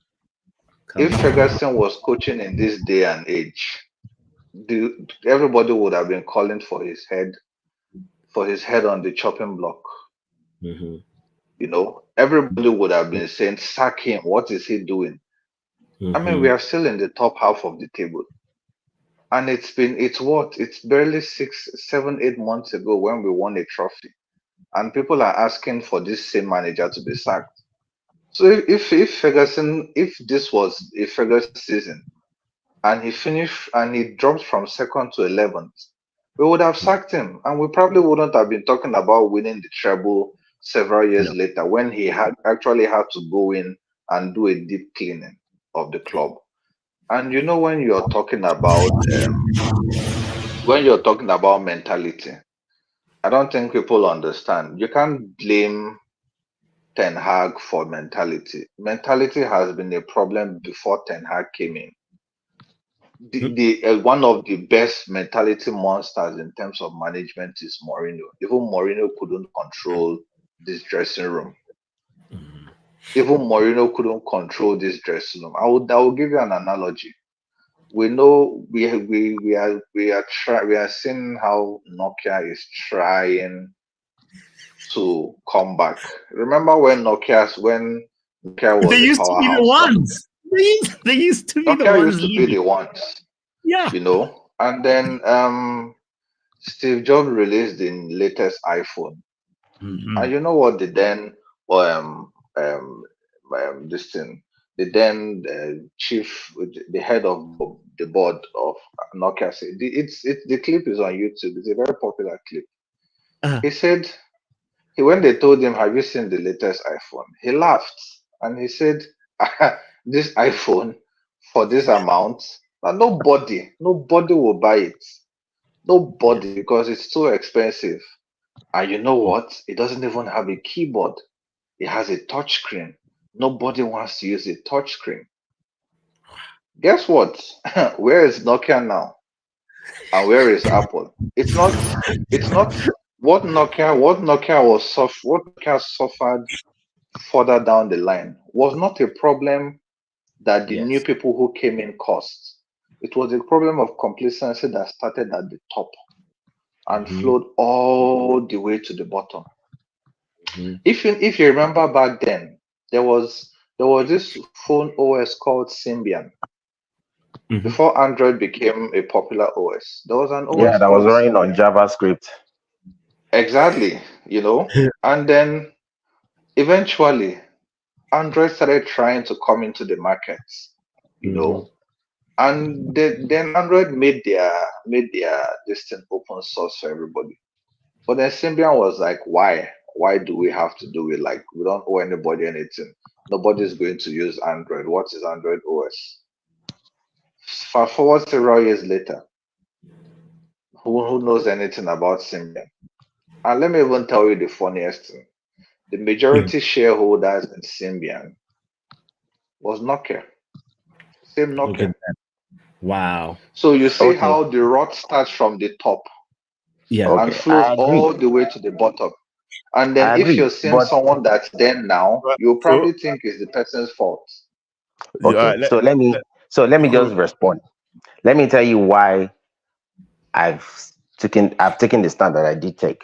Now, look, we cannot compare Ferguson era with this era. And I'll give you an instance. Now, let me ask this by asking this question. If we were still producing oil the way oil was produced in the 1950s, do you think using that technique of production of oil back then in the 1950s will meet the current demand of the current population now? I'm sure that's a no. Now, there's evolution. The game of soccer and the patience of soccer, and also the oh, blood, you failed. Oh, It is funny how my fellow Nigerian is calling it soccer. It is funny how my fellow Nigerian is calling it soccer. Right. Soccer away. Oh, Lord. You see, I would have let you continue, bro, but that word is like forbidden on here, so no. No. We Also, we gotta address the analogy of producing oil back then, and now, like, for me, that one is not. You see how the context is terrible, because in football this day and age, people talk about people talk about things that were done, how people are using Johan Cruyff's pattern of football till this day. There's no correlation. Uncle, he tried to match you on the analogy status. You get me? He tried to see if he could get the analogies in like you. I would have used his analogy against, these small boys of these days. They just want to pick up one or two analogies, producing the technology of those days. If technology has improved, you move on. No, the problem with Man U is we didn't move on when technologies were improving, when other clubs were doing data sciences and all of those things and smart scouting. We didn't move on. No. That's our problem. But what I wanted to talk about. Yeah, go ahead. Connor's asking, what's your drink of choice, bro? Well, at this, if you've come to the motherland, we call it Brukutu.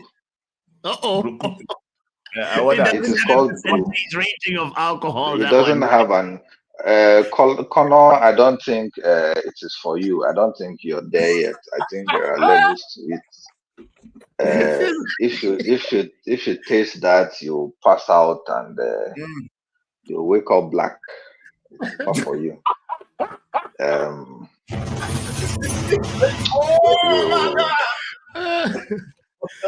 Just enjoy your whiskeys and Brukutu is not for the faint-hearted. Listen, yes, I want that now. But anyway, moving on. In Southern Africa, Uncle, in Southern Africa, we have one called Chibuku. It's that one of those where you just let it brew. Those one exactly.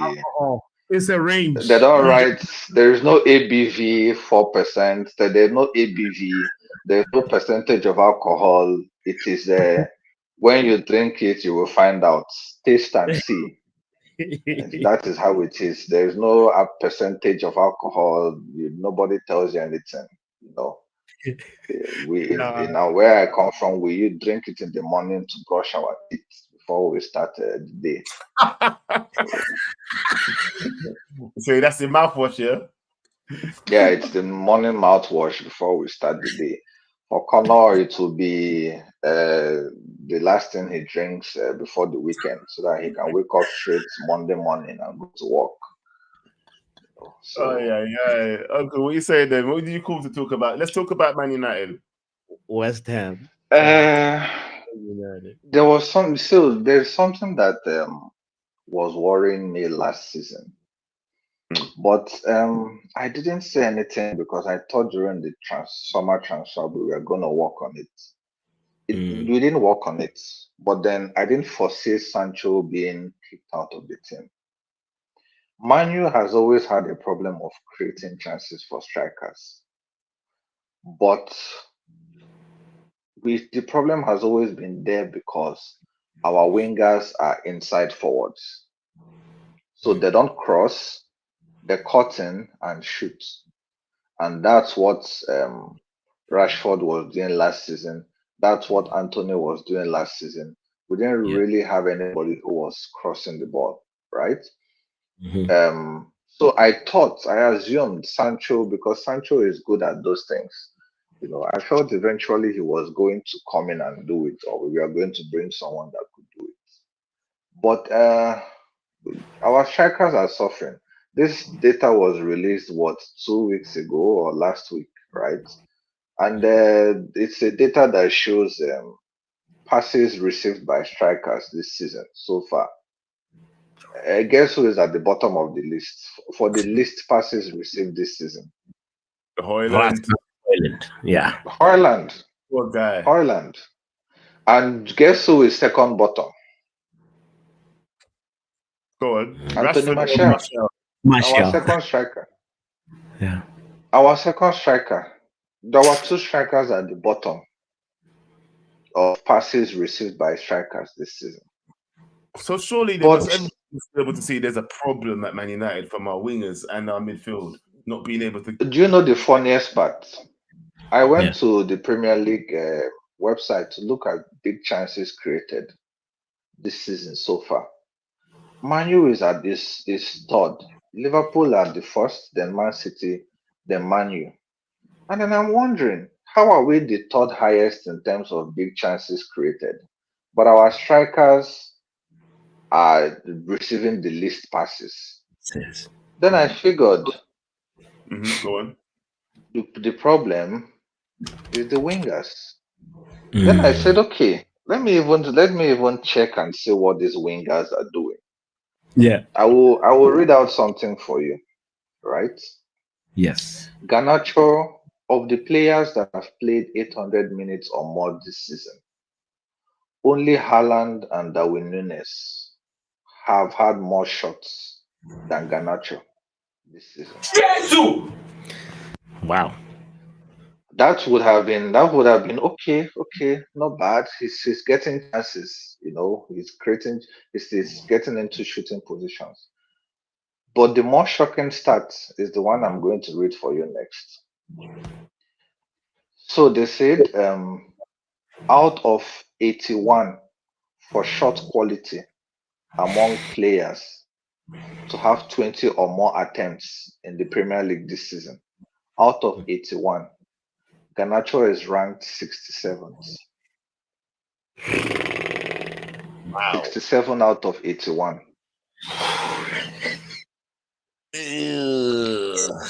Anthony,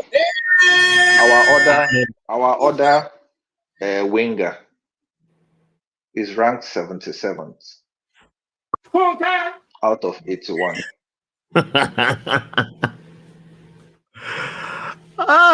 Wayward. So right now, bro, this is we got. So now you're getting the picture. Now you're getting the picture. Is clear. The We are picture is creating clear. chances, but we are creating chances for wingers who are terrible at scoring goals. The striker who can score goals, we are not creating chances for them. We are instead creating chances for wingers who are terrible at shooting and scoring goals. Mohamed Salah is creating chances. Gerard Bowen is creating chances.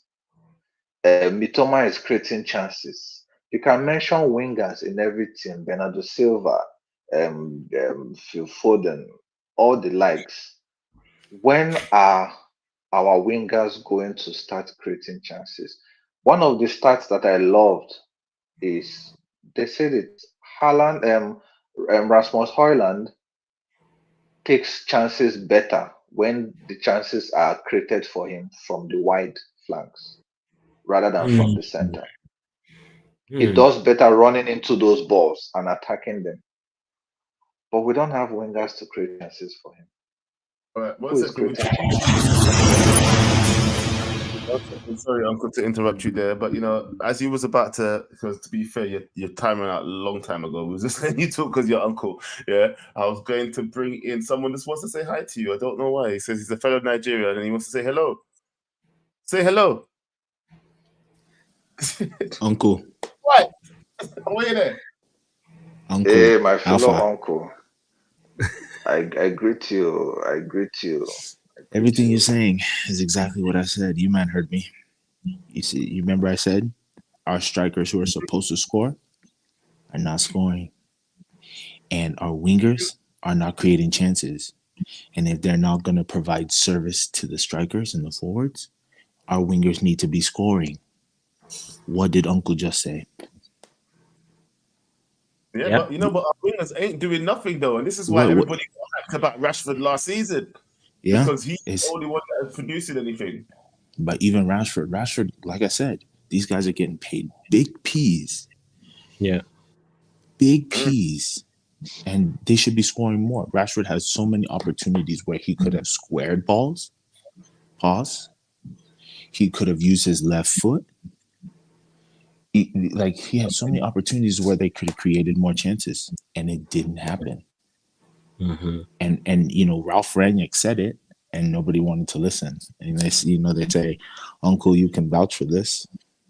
In the country, they say, "With the sword goes the man's head, who does not heed advice from the elders." Oh yes.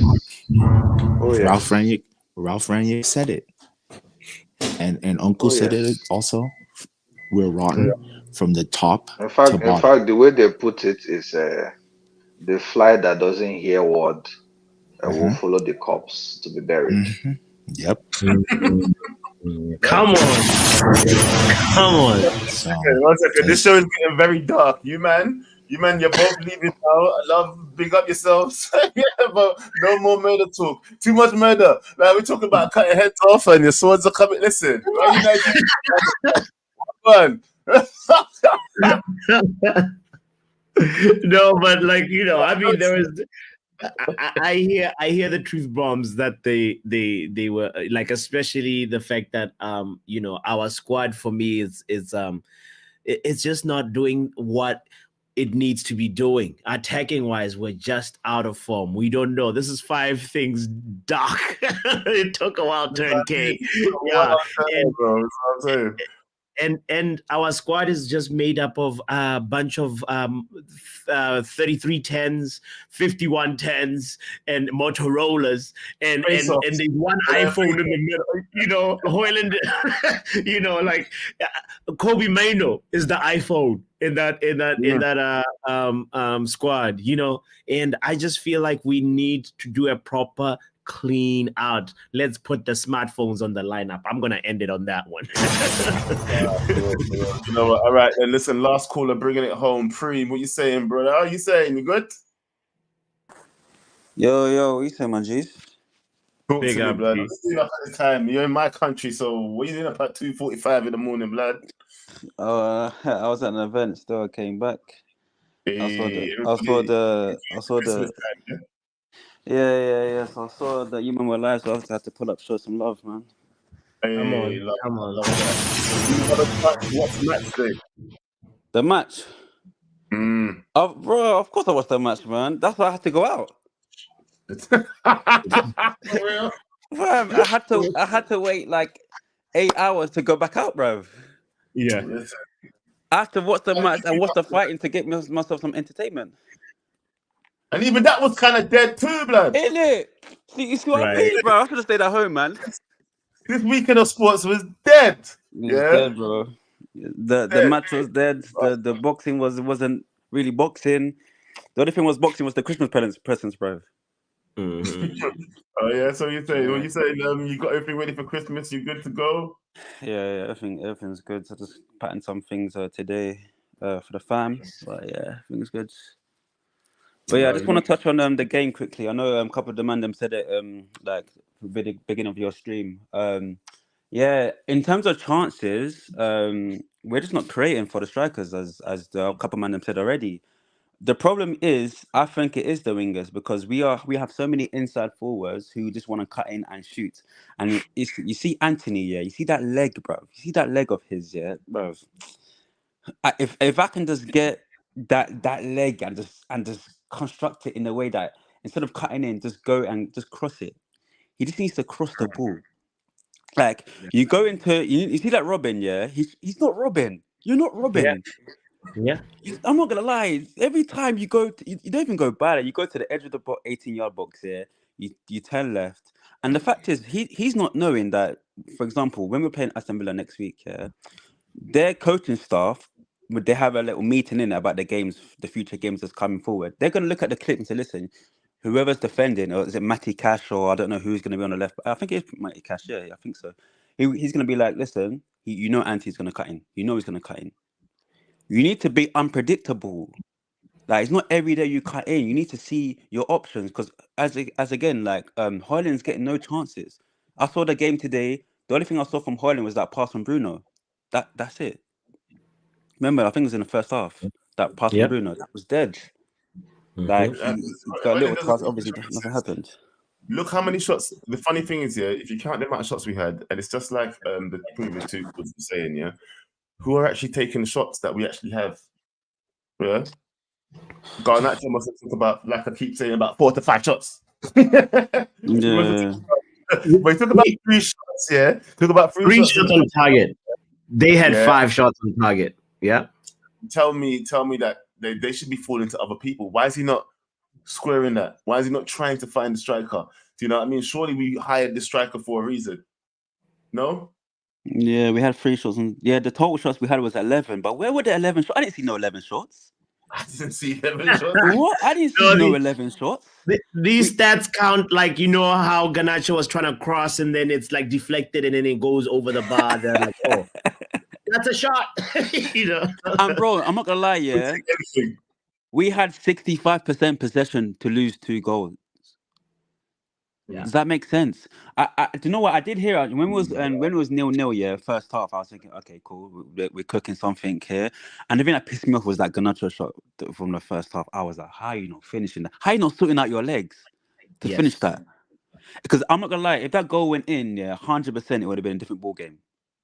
Yeah. Yes, and you know the funny thing is though, why do we have to be so reactionary as a team though?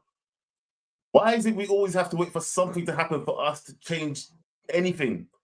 Do you know what I mean? If things ain't going right, you know, that's my one biggest criticism of today, especially about Ten Hag. It doesn't matter. You should be able to read the game better.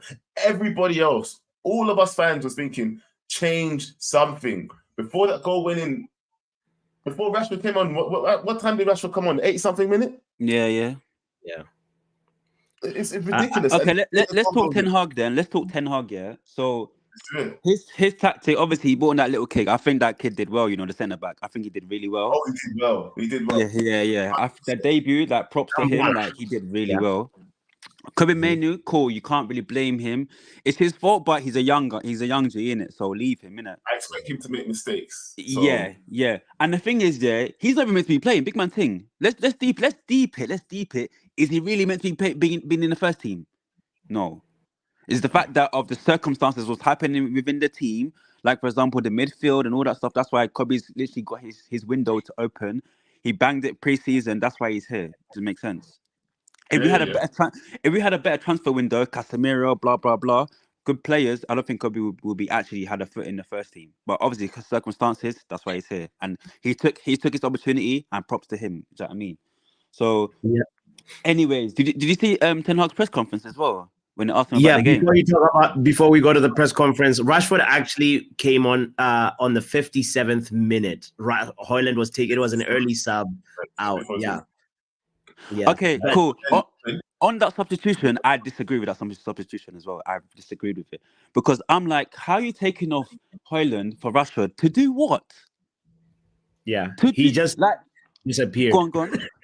Yeah, they've done the same amount this season, though. They've done the same amount this season. To be fair, I'd rather put Garnacho. To be fair, this evening.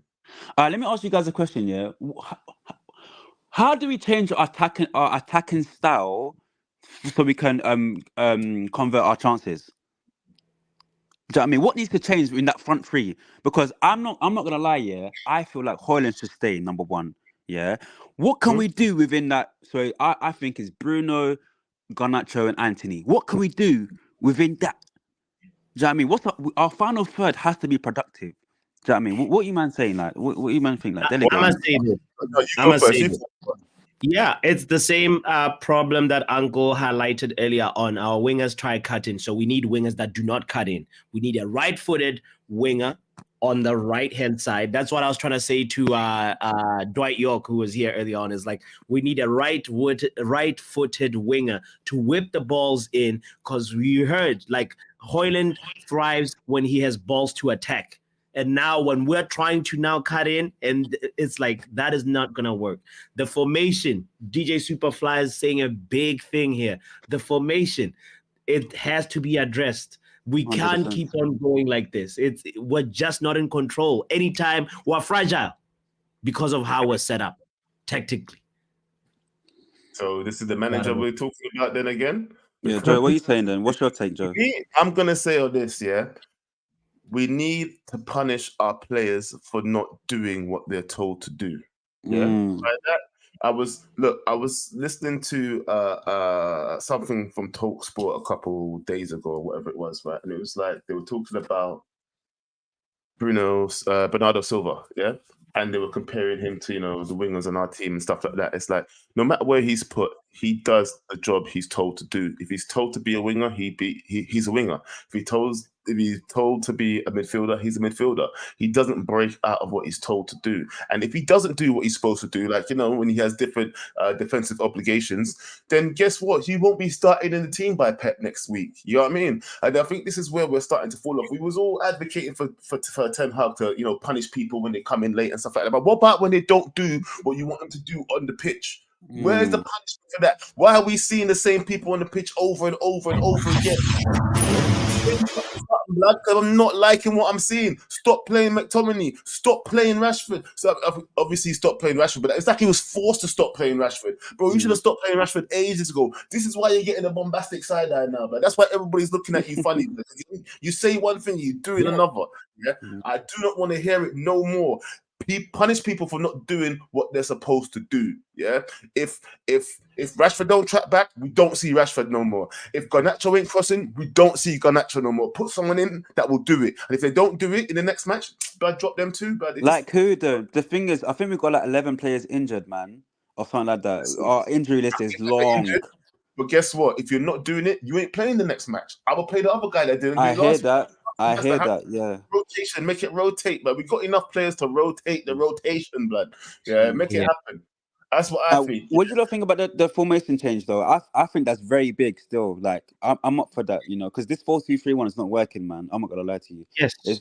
I feel like two strikers. We need something. We need a two strikers or something, man. What do you guys think? To even be more specific with it, it's like he tries to do this like 3-1-6 that has not been going well. Any time we try it, it's just not been going well. I was really disappointed with how do you not learn from the template that we had versus Liverpool?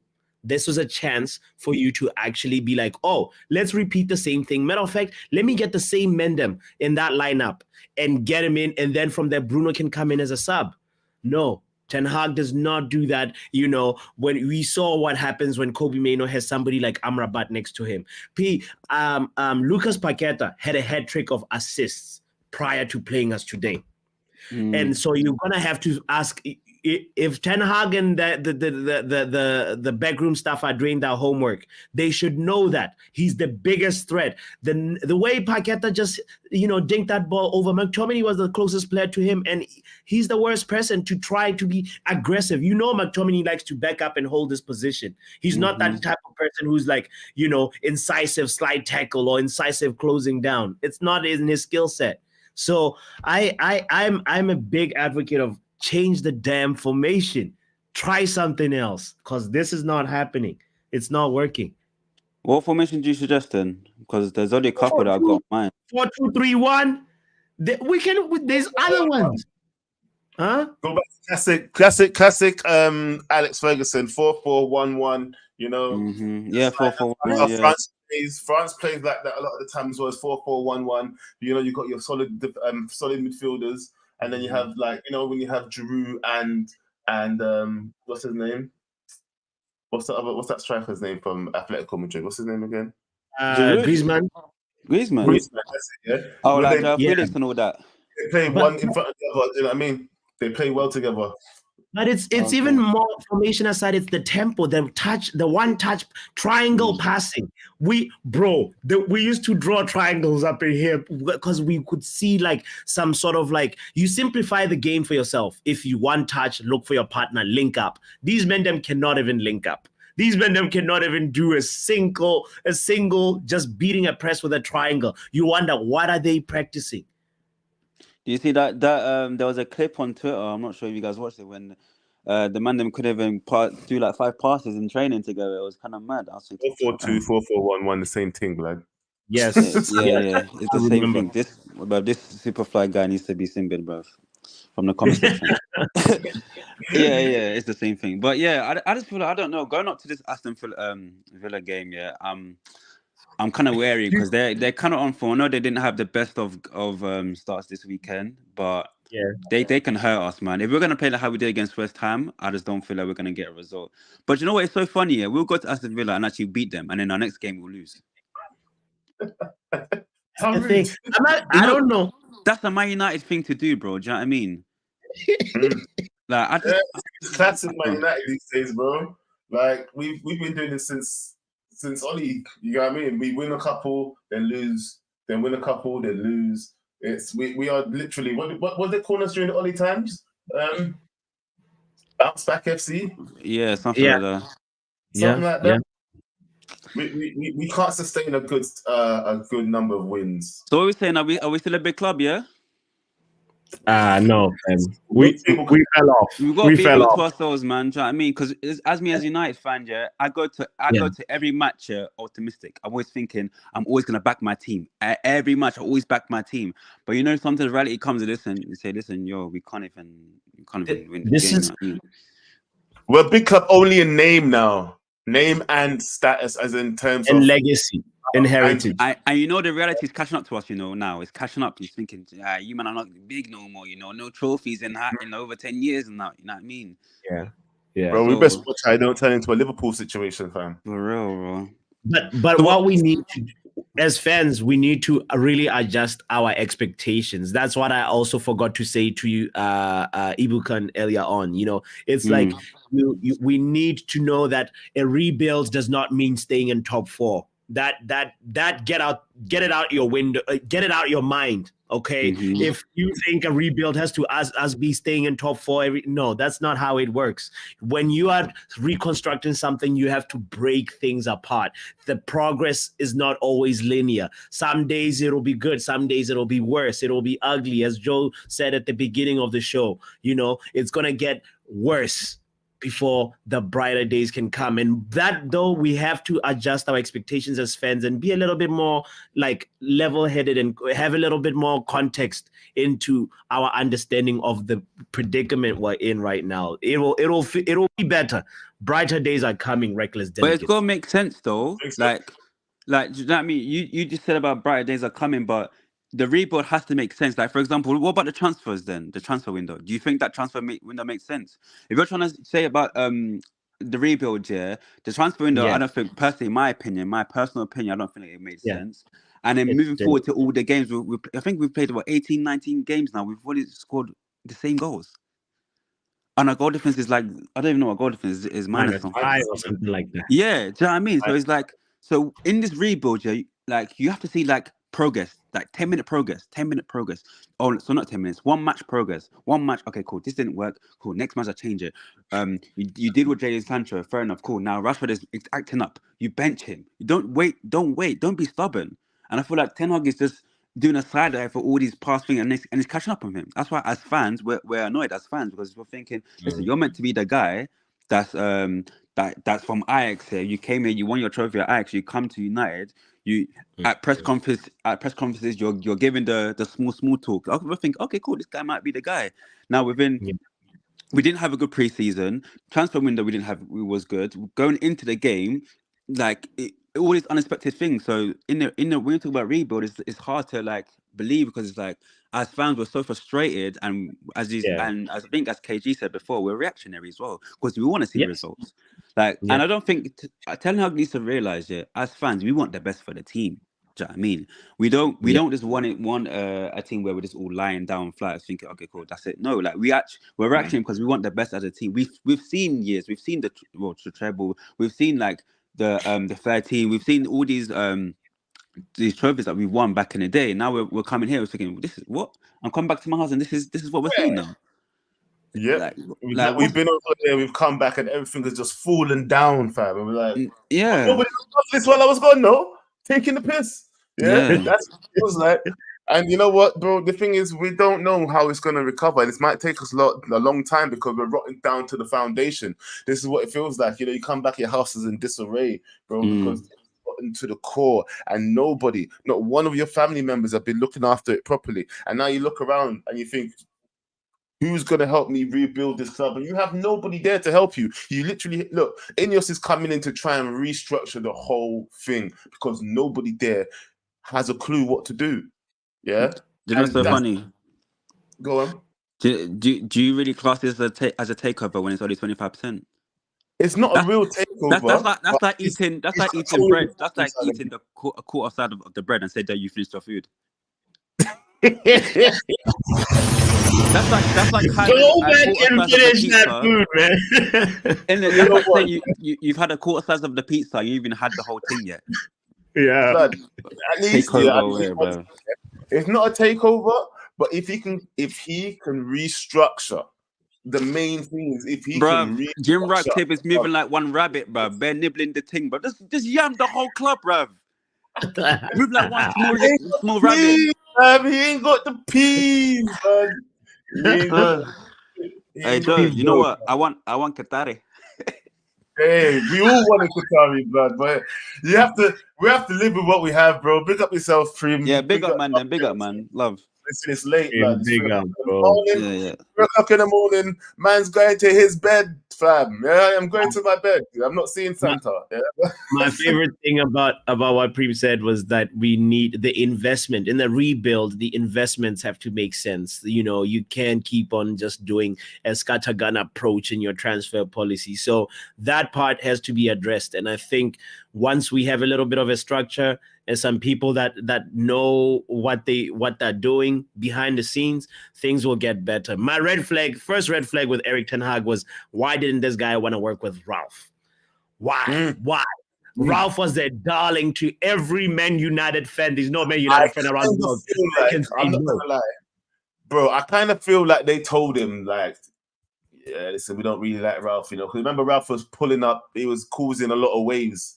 Yeah, with the higher ups as well. Yeah, he was causing a lot of waves. They was gonna get rid of Ralph anyway. I feel like they just put that out there. Yeah, he doesn't want to work with you. You know, like when you just blame someone else for the problem. You get me? Yeah, but the whole thing, the whole rhetoric, Joe, when Ralph, once we had known that, Ralph is not here permanently, we knew that, I remember the rumor mill was something like maybe he might get a consultancy role. And then Ralph gets this Austria job, coach at a national team. And then it's like, oh, maybe he might make, 1 hour or 2 hours available per week to be able to meet and give advice and just be a consultant.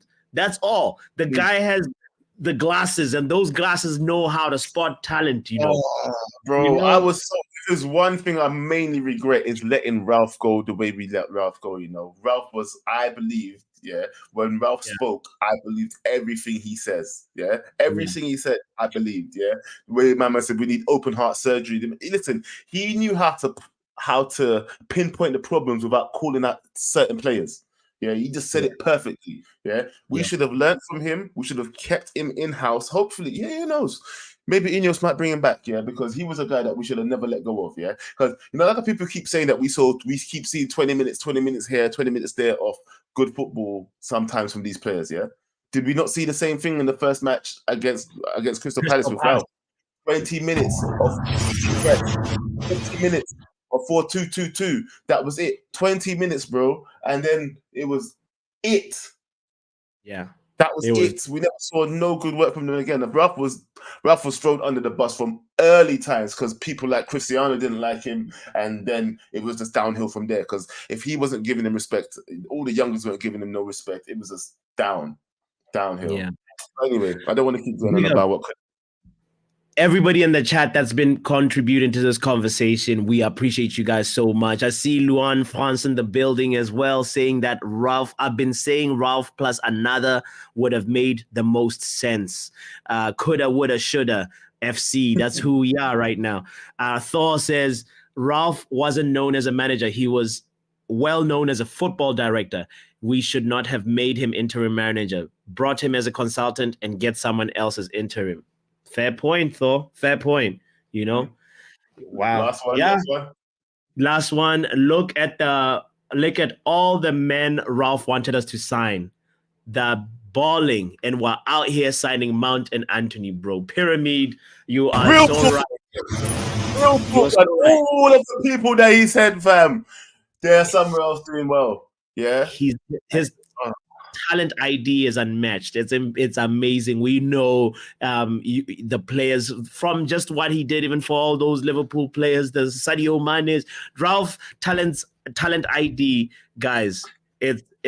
That's what he specializes in. We should have made sure that we kept him in the family for that and not pushed him out. But 100%. Shoulda, woulda, coulda, in the words of Luan. Fantastic for a rebuild. But anyway, for real. Hey, listen, guys, this is the end of the show. Thank you for rocking with us. We've been on for like 2 hours. I never expected it. Listen, I need to go to my bed. It's like 3:08 in the morning in London, people. So listen, pick up yourselves. You can find my co-host Botswana Pappy on Football Power Hour. You see it on the cap. Yeah, make sure you go subscribe. You can always find me on I don't remember my channel name.